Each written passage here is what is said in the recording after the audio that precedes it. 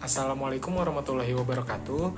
Perkenalkan, nama saya Hikmaluddin Abror dengan NIM 2308872 dari kelas 2A Prodi Pendidikan Sejarah. Di video kali ini saya akan membahas mengenai fungsi bimbingan dan konseling di sekolah, yang dimana video ini dibuat untuk memenuhi tugas mata kuliah Psikologi Pendidikan dan Bimbingan dengan dosen pengampu Ibu Rina Nurhudi Ramdhani, MPD. Berikut penjelasan saya mengenai fungsi bimbingan dan konseling di sekolah. Saat saya masih duduk di bangku SMA, saya dan teman saya kerap sekali menganggap guru BK adalah guru yang menyeramkan, guru killer, dan guru yang paling kita harus hindari. Yang dimana guru BK seringkali dianggap seperti polisi sekolah, yang identik dengan guru yang menghukum anak yang terlambat, lalu menghukum anak-anak yang nakal, anak yang merokok, merazia rambut, dan menghukum siapa saja yang melanggar tata tertib sekolah. Sehingga peserta didik menganggap guru BK itu guru yang galak, seram, seperti polisi. Yang sebenarnya stereotip ini mengganggu jalannya fungsi dari BK itu sendiri. Jadi dalam video ini saya akan menjelaskan fungsi guru BK yang sebenarnya. Sebelum masuk ke fungsi guru BK, lebih baik kita pahami dulu mengenai pengertian dari BK itu sendiri.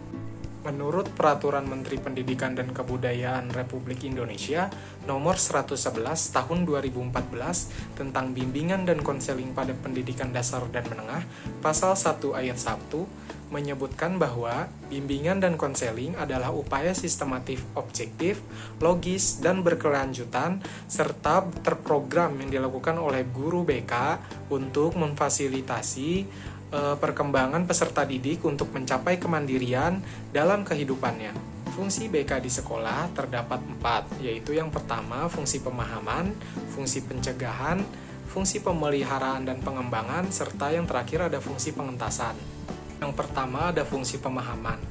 Bimbingan konseling sebagai fungsi pemahaman artinya melalui kegiatan bimbingan konseling yang dilakukan oleh peserta didik membuatnya lebih memahami diri sendiri, baik kelebihan, kekurangan, maupun potensi yang dimilikinya, serta memahami lingkungan di sekitarnya.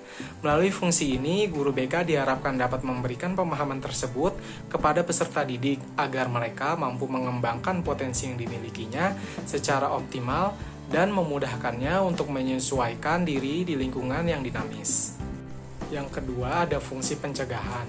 Fungsi pencegahan yaitu mengantisipasi berbagai masalah yang mungkin terjadi dan melakukan berbagai upaya pencegahan agar tidak dialami oleh peserta didik, karena dapat menghambat dan mengganggu ataupun menimbulkan kesulitan dalam proses perkembangan peserta didik tersebut.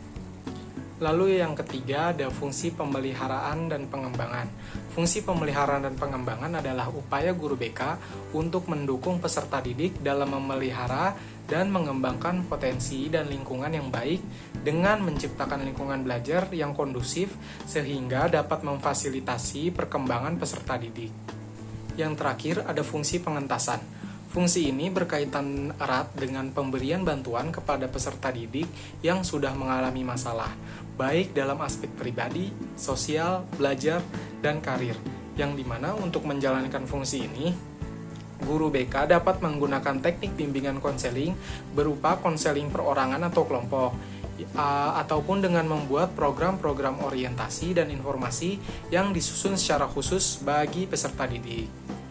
Lalu, untuk menjalankan keempat fungsi tersebut, guru BK tentu saja memerlukan kepercayaan dari para peserta didik, sehingga pandangan mengenai guru BK yang merupakan polisi sekolah adalah keliru dan menghambat fungsi dari BK itu sendiri, karena guru BK dalam tugas dan fungsinya justru membantu peserta didik.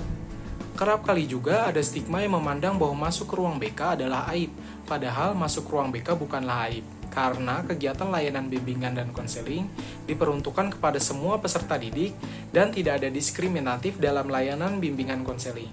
Jadi, masuk ke ruang BK tidak hanya untuk peserta didik yang bermasalah saja, karena bimbingan dan konseling merupakan proses individuasi yang artinya setiap diri peserta didik adalah unik dan berbeda, sehingga melalui bimbingan dan konseling, peserta didik dibantu untuk menjadi dirinya sendiri secara utuh dan mampu mengembangkan nilai-nilai positif yang ada pada diri dan lingkungan peserta didik. Sehingga untuk menjalankan fungsinya secara baik, guru BK harus menghapus stigma bahwa guru BK adalah polisi sekolah. dan mengubah stigma tersebut menjadi guru BK adalah sahabat siswa, agar peserta didik lebih berani dan memanfaatkan layanan bimbingan konseling dengan optimal.